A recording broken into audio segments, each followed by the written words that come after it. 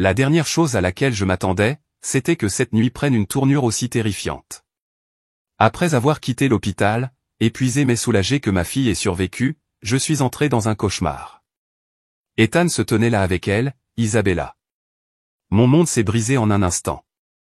J'ai crié, exigeant des réponses, mais son visage s'est tordu de rage. Avant que je puisse réagir, il attrapa un bougeoir en métal lourd et le balança de toute sa force. La douleur me déchira le bras tandis que je m'effondrais, mais ma peur n'était pas pour moi, mais pour Lily. Je tenais toujours Lily dans mes bras, et ce qui s'est passé ensuite était si incroyable, si horrible, que même maintenant, j'arrive à peine à le dire. Je m'appelle Grace Walker et il y a 1 an, je pensais que ma vie était parfaite. À 30 ans, j'avais tout ce dont j'avais toujours rêvé, un mari aimant, une belle fille et un foyer stable. J'étais marié à Ethan Walker, un homme que je croyais autrefois être mon âme sœur. Nous vivions dans une belle maison à Brooksville, une ville tranquille où j'avais toujours imaginé élever une famille. Notre fille, Lily, venait d'avoir 4 ans. Elle était la lumière de ma vie, ma petite fille qui remplissait chaque coin de notre maison de rire et de chaleur. De l'extérieur, notre vie semblait être un rêve.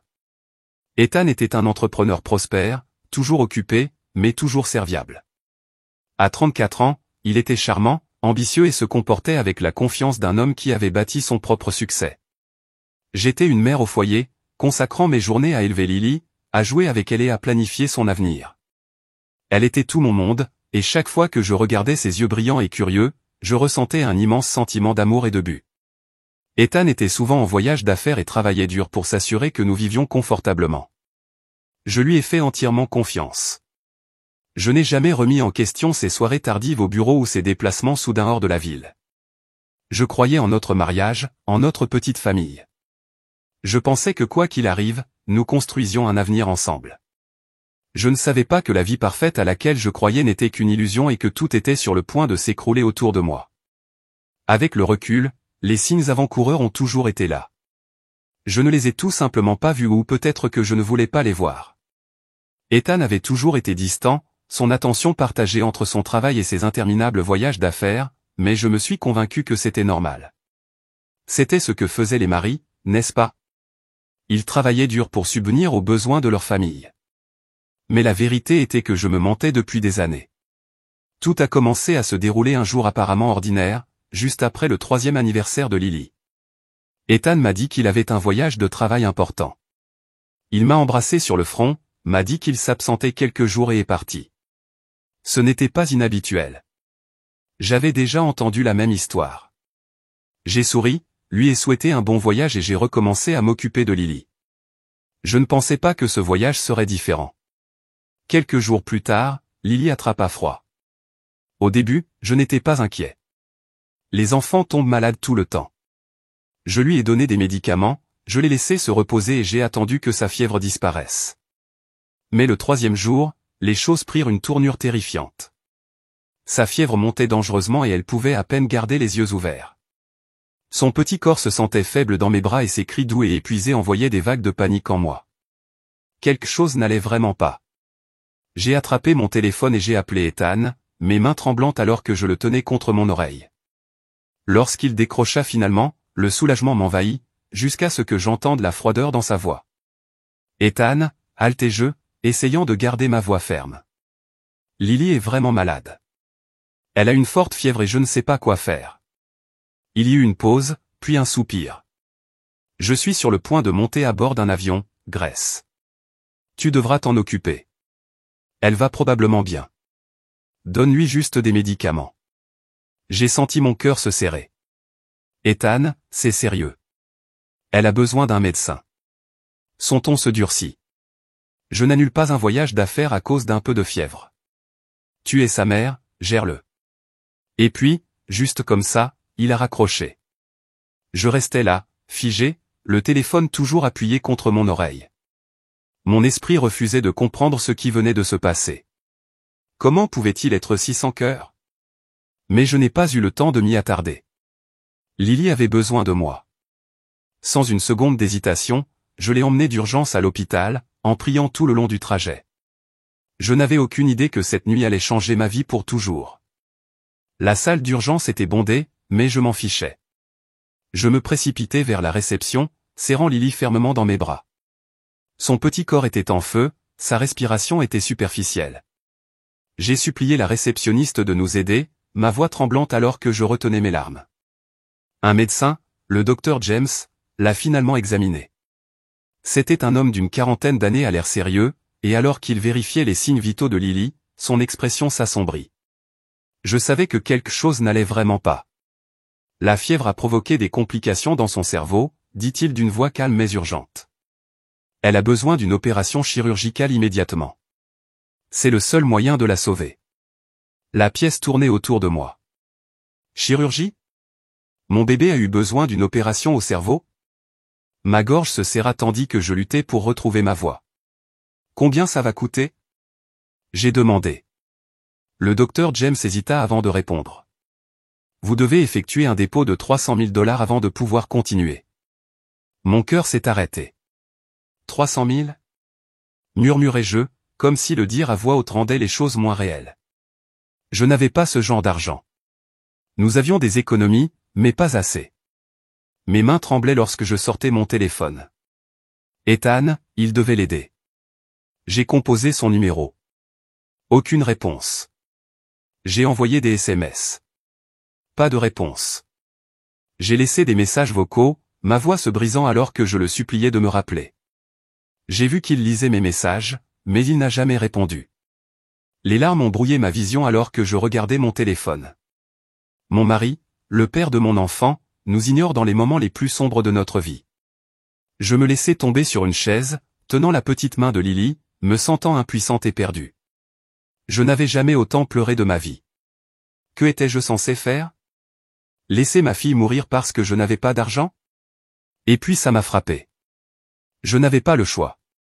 J'ai couru chez moi, j'ai déchiré ma boîte à bijoux et j'ai récupéré tout ce que je possédais de valeur. Mon alliance, mes objets de famille, tous les bijoux que j'avais toujours chéris. Je suis retourné précipitamment à l'hôpital, les mains tremblantes alors que je vendais tout à un bijoutier voisin. Mais même après avoir tout vendu, cela ne suffisait pas. Désespéré, j'ai supplié le bijoutier de me prêter le reste. Peut-être a-t-il vu la panique dans mes yeux ou entendu le désespoir dans ma voix, car par miracle, il a accepté. Je suis retourné à l'hôpital, les mains tremblantes alors que je remettais l'argent.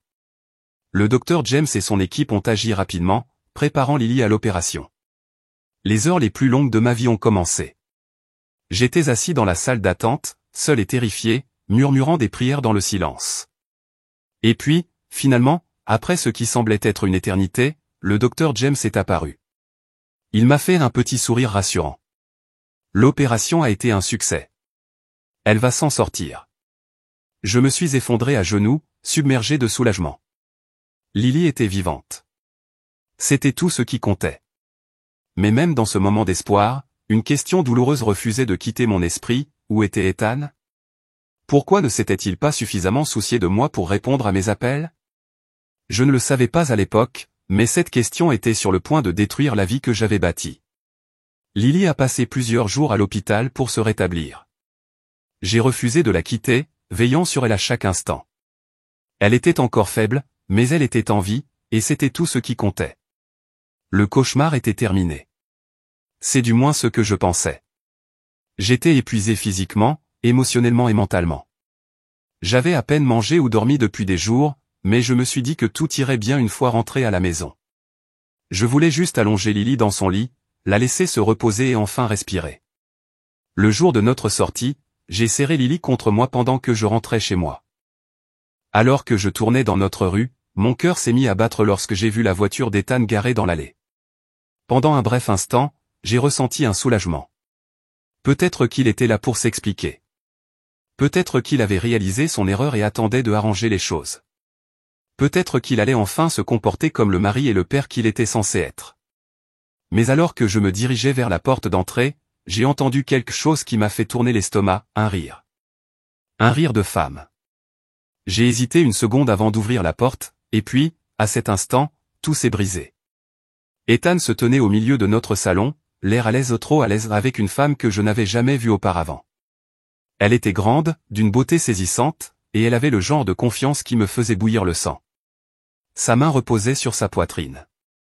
Son sourire était suffisant. Ils n'étaient pas ensemble. Ils étaient ensemble. Lily gémit dans mes bras, sentant ma tension. J'ai regardé Ethan, ma voix tremblante. Qui est-ce? Ethan s'est tourné vers moi, trop calme, trop décontracté, comme si de rien n'était. Grace, dit-il comme si mon nom était un inconvénient, voici Isabella. Nous sommes ensemble maintenant. Pendant un moment, j'ai cru l'avoir mal entendu. Ensemble? Ma gorge est devenue sèche. Mon cœur battait à tout rompre dans mes oreilles. Que veux-tu dire? Ai-je demandé. Ethan, je reviens tout juste de l'hôpital avec notre fille. Est-ce que tu te soucies de ce qu'elle a vécu? Ce que j'ai vécu? La réponse d'Ethan fut comme un couteau dans le cœur. J'ai pris ma décision, dit-il d'une voix froide. Toi et Lily pouvez vous débrouiller seuls à partir de maintenant. Je n'ai pas besoin que des malades m'entraînent vers le bas. Des malades? J'ai senti mes genoux faiblir. Était-ce vraiment l'homme que j'avais épousé? Le père de mon enfant? La pièce tournait. Je pouvais entendre Isabella ricaner à côté de lui, et ce son me donnait la chair de poule. Ça n'a rien de personnel, dit-elle, sa voix dégoulinante de fausse douceur. Ethan et moi avons juste quelque chose que tu ne comprendrais pas. Quelque chose en moi s'est brisé. Comment oses-tu? J'ai crié, me libérant enfin du choc. J'ai gardé cette famille unie pendant que tu jouais avec ta petite amie. Sais-tu au moins ce que j'ai dû faire pour sauver la vie de notre fille? J'ai tout vendu au mon alliance, le collier de ma mère parce que tu... Ma voix se brisa. Parce que tu ne t'en souciais pas assez pour répondre à ton téléphone. Ethan haussa les épaules, le visage vide, sans émotion. C'est ton problème, Grace. Pas le mien. Avant même que je puisse comprendre ces mots, il se tourna vers la porte, l'ouvrit et fit signe dehors. Tu dois partir, son ton était définitif. J'ai déjà emballé tes affaires. Elles sont dehors. Je clignai des yeux, le souffle coupé dans ma gorge. Vous nous expulsez? Où sommes-nous censés aller? Murmurai-je, ma voix se cassant. C'est la maison de Lily. Mais il n'a pas hésité. C'est ma maison, dit-il, ces mots comme une gifle. Vous comprendrez. Derrière lui, Isabella s'appuya contre le chambranle de la porte, avec un sourire narquois. Je sentis les petits bras de Lily se resserrer autour de moi, son visage innocent enfoui dans mon épaule. Elle ne comprenait pas ce qui se passait, mais elle en savait assez pour avoir peur. Quelque chose en moi s'est durci. Je me tenais debout, même si les larmes coulaient sur mon visage. Tu vas le regretter, dis-je d'une voix ferme. Ethan, tu es un lâche et un menteur, et je ferai en sorte que le monde le sache. Ethan n'a même pas bronché. Fais ce que tu as à faire, dit-il en me claquant la porte au nez. Et juste comme ça, j'étais sans abri, debout dehors dans la nuit froide, un mélange de fureur et de désespoir m'envahissant. Je baissai les yeux sur Lily, son petit corps chaud pressé contre le mien. Je l'ai serré contre moi et je lui ai murmuré plus à moi-même qu'à elle, ça va aller. Nous allons nous en sortir. Je le promets. Mais au fond, je ne savais pas où aller. Tout ce que je savais, c'est que je n'abandonnerais pas. Je restais figé sur le pas de la porte, mon esprit s'emballant. Le choc de la trahison était une chose, mais la rage qui montait en moi en était une toute autre. Ethan nous avait jetés dehors, Lily et moi, comme si nous n'étions rien. J'avais tout donné à cet homme et il nous avait mis de côté sans hésiter. Mais je ne partais pas sans me battre. Je me tournai vers la porte, les mains tremblantes de fureur. J'ai cogné mon poing contre le bois. Tu ne peux pas faire ça, Ethan. J'ai crié, ma voix se cassant. Vous ne pouvez pas détruire notre famille et simplement vous en aller. À l'intérieur, j'entendis des pas approcher. Une seconde plus tard, la porte s'ouvrit à la volée.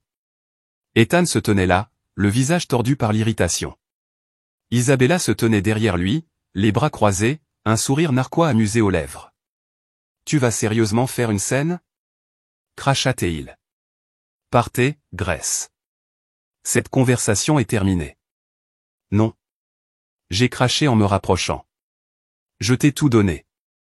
J'ai sauvé la vie de notre fille sans un seul mot de ta part, et maintenant tu es là en faisant comme si rien de tout cela n'avait d'importance.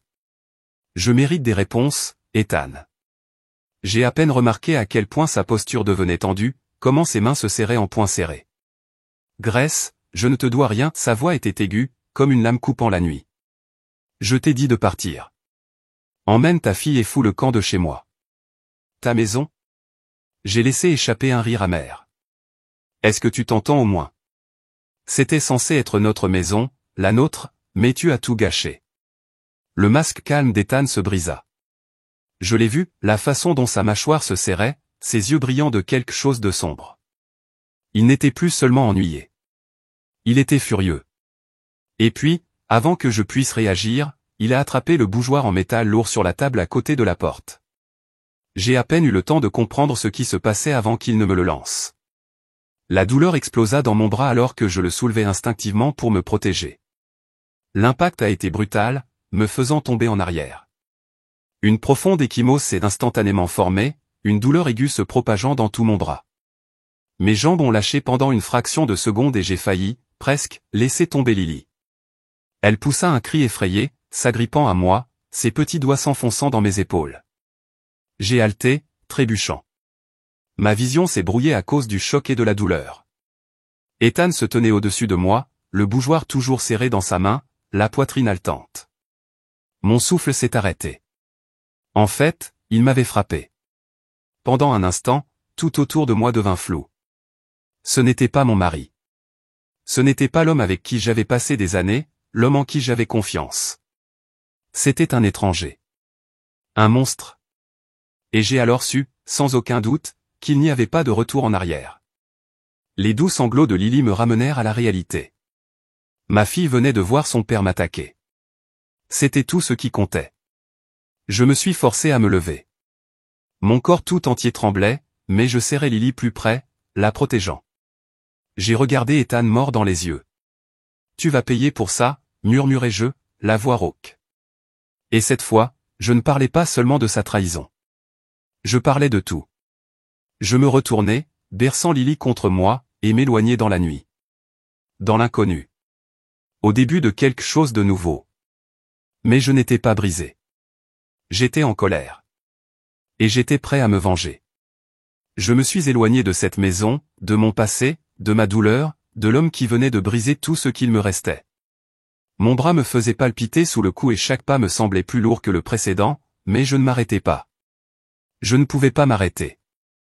J'avais Lily dans mes bras et elle était tout ce qui comptait désormais. Ma vision s'est brouillée à cause de la douleur et de l'épuisement.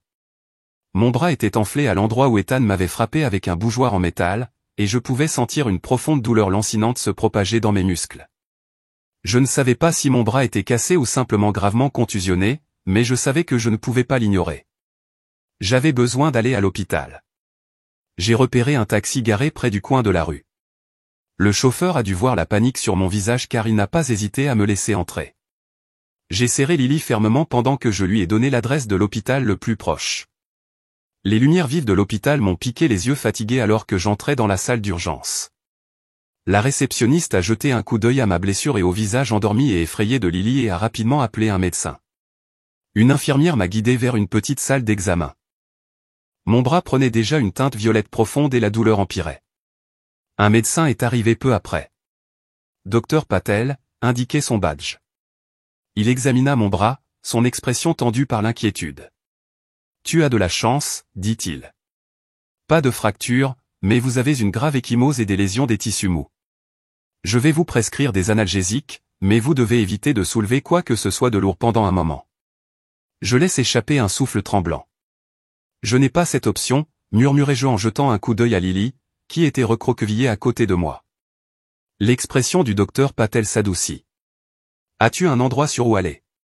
J'ai hésité. Non, je ne l'ai pas fait. Plus maintenant. Puis j'ai pensé à Michel. J'ai fouillé dans ma poche et composé son numéro. Elle décrocha immédiatement. Grâce ? Sa voix était remplie d'inquiétude. Les larmes m'ont brûlé les yeux. Michel, j'ai besoin d'aide. Elle n'a pas posé de questions. Dis-moi où tu es. J'arrive tout de suite. Au moment où je suis sorti, Michel m'attendait déjà à l'extérieur de l'hôpital. Elle se précipita en avant, enroulant ses bras autour de moi dans une étreinte serrée. « Tu es en sécurité maintenant » murmura-t-elle. « Nous allons trouver une solution ensemble. » Je laisse échapper un souffle lent et tremblant. Je n'étais pas seul. Et pour la première fois depuis qu'Ethan m'avait claqué cette porte au nez, j'ai ressenti une petite étincelle d'espoir. Certains d'entre eux ne savent peut-être même pas qu'ils sont utilisés dans ces projets. Si nous trouvons quelqu'un qui se sent trompé par lui, nous pourrions obtenir un témoignage qui l'exposera. J'ai serré la mâchoire. Alors nous trouvons quelqu'un prêt à parler. Austin sourit. Déjà devant vous. J'ai suivi un ancien employé d'Ethan, un type nommé Daniel Carter. Il a quitté l'entreprise il y a 6 mois dans des circonstances suspectes. J'ai le sentiment qu'il sait quelque chose. Michel expira. Et qu'en est-il d'Isabella? L'expression d'Austin s'assombrit. Elle est aussi impliquée qu'Ethan. Si jamais elle a l'impression qu'il va se retourner contre elle, elle pourrait être la première à se retourner. Cette pensée m'a retourné l'estomac. Isabella avait déjà détruit ma vie de plusieurs manières, mais si elle pouvait contribuer à faire tomber Ethan, je n'hésiterais pas à l'utiliser à mon avantage. Michel a de nouveau pris ma main. Grace, c'est ta chance. Tu as traversé l'enfer, mais c'est comme ça que tu obtiendras justice. Es-tu prête pour ça? J'ai regardé ma fille, paisiblement endormie sur le petit canapé du bureau. J'ai pensé à quel point j'étais sur le point de la perdre. J'ai pensé à la façon dont Ethan s'était tenu dans l'embrasure de cette porte, complètement impassible, pendant que je suppliais pour notre maison, notre vie, notre famille. Puis j'ai pensé à la façon dont il avait soulevé ce bougeoir et m'avait frappé sans hésitation. Mes mains se sont serrées en poing. Je me suis retourné vers Austin. Ma voix était plus forte qu'elle ne l'avait été depuis des semaines. Abattons-le. Austin n'a pas perdu de temps. Dès le lendemain, il retrouve Daniel Carter, l'ancien employé qui avait quitté l'entreprise d'Ethan dans des circonstances suspectes. J'ai attendu anxieusement au refuge pendant qu'Austin le rencontrait. Mon estomac était noué tout le temps. Mon esprit bouillonnait de questions. Daniel serait-il prêt à parler? Aurait-il même des informations utiles? Quand Austin revint plus tard dans la soirée, son expression me disait tout. Il est là, dit Austin en posant son cahier sur le bureau de Michel. Et il nous a donné plus que ce à quoi nous nous attendions. Je me redressai, mon pouce accélérant. Que veux-tu dire? Austin ouvrit ses notes.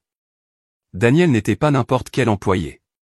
Il était l'un des comptables d'Ethan, et il a compris ce que faisait Ethan avant de partir. Les yeux de Michel s'écarquillèrent. Attendez, alors il était au courant pour la fraude? Austin hocha la tête. Non seulement il le savait, mais il a aussi des documents pour le prouver. Il en a pris des copies avant de démissionner, juste au cas où Ethan s'en prendrait à lui. J'ai senti mes mains trembler. C'était ça.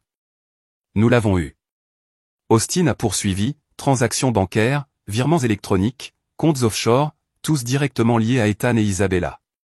Il se pencha en avant. C'est plus que suffisant pour les faire tomber. Une vague de soulagement m'envahit, mais elle fut rapidement suivie par autre chose, la peur. Ethan avait déjà prouvé de quoi il était capable. S'il découvrait ce que nous faisions, que ferait-il ensuite? Michel a dû sentir mon hésitation car elle a tendu la main et m'a serré la main. Grace, nous y sommes presque. La police vous protégera, toi et Lily. Tu n'es pas seul dans cette situation. J'ai avalé difficilement et j'ai hoché la tête. Alors, quelle est la prochaine étape? Austin expira. Je vais en informer les autorités. Avec ce niveau de preuve, elles ne se contenteront pas d'enquêter, elles agiront rapidement. J'ai serré la mâchoire. Alors faisons-le. 2 jours plus tard, c'est arrivé. Austin avait tout porté devant les autorités, et celles-ci avaient agi plus rapidement que prévu. Ce soir-là, je me suis assis dans la salle commune du refuge, mes mains serrant si fort mon téléphone que mes jointures sont devenues blanches. J'attendais le moment où le monde d'Ethan s'effondrerait. Puis c'est arrivé. Une alerte de nouvelles est apparue sur l'écran de mon téléphone. Dernière nouvelle, la police effectue une descente dans une entreprise locale pour fraude et blanchiment d'argent. Le PDG et son associé sont placés en garde à vue. J'ai à peine eu le temps de réfléchir avant que Michel ne se précipite à l'intérieur, les yeux écarquillés de choc. Grâce, alta-t-elle en poussant son téléphone devant moi. C'était Ethan. Là, sur l'écran, il y avait une photo de lui emmené menotté. Mon souffle se bloqua dans ma gorge. Nous l'avons fait. J'avais passé si longtemps à me sentir impuissante, brisée, mais maintenant, c'était lui qui avait tout perdu. Le moment que j'attendais est enfin arrivé. Le procès d'Ethan. Malgré tout ce qu'il avait fait, une partie de moi s'attendait à ce qu'il échappe d'une manière ou d'une autre à la justice. Il avait toujours été un homme capable de se sortir de tout, un homme qui aimait le contrôle. Mais cette fois, il n'avait plus aucun pouvoir. Michel et Austin étaient assis à mes côtés dans la salle d'audience, leur présence étant une source constante de force. Lily n'était pas avec moi. Elle était en sécurité avec l'un des bénévoles du refuge. Elle n'avait pas besoin de voir ça. Quand ils ont amené Ethan, tout mon corps s'est tendu. Il avait l'air différent, plus mince, pâle et plus en colère. Son costume coûteux avait disparu, remplacé par une combinaison de prisonnier. Pour la première fois depuis des années, j'ai vu quelque chose dans ses yeux que je n'avais jamais vu auparavant, la peur.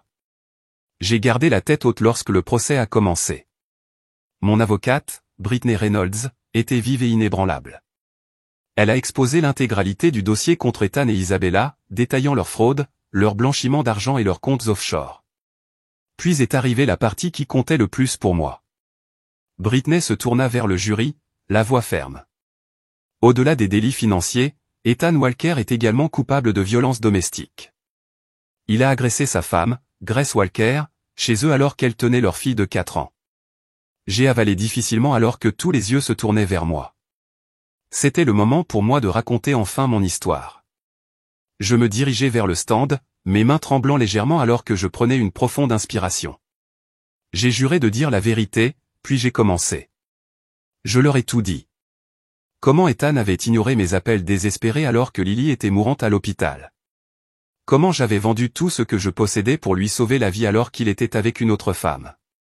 Comment je suis rentré à la maison pour le retrouver avec Isabella et comment, lorsque j'ai refusé de partir, il m'a attaqué avec un bougeoir en métal lourd, me faisant presque laisser tomber mon enfant. J'ai vu la manière dont les visages des jurés se sont durcis à mesure que je parlais. Ils ont ressenti ma douleur. Ils ont vu la vérité. Puis vint le moment que j'attendais. Brittany se tourna vers Ethan, d'une voix aiguë. « Monsieur Walker, niez-vous avoir agressé physiquement votre femme ?» Ethan bougea sur son siège. Son arrogance habituelle vacilla, sa confiance se brisa. J'essayais juste de la faire partir. Brittany n'a pas reculé.